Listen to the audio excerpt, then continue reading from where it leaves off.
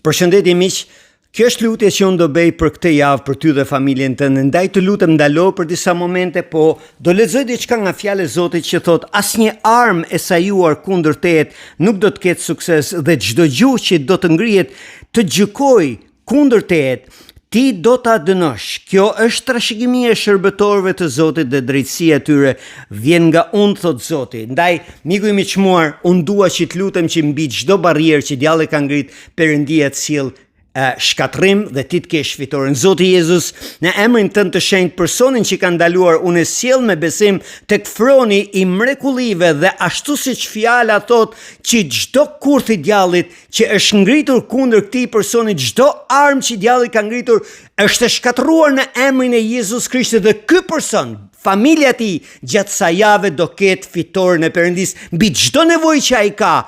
Ai, Zoti i dashur, do përjetoj mrekullinë tënde. Në emrin e Jezus lutem. Amen. Amen. Amen. Krishti të bekoftë, paqja e tij qoftë me ty.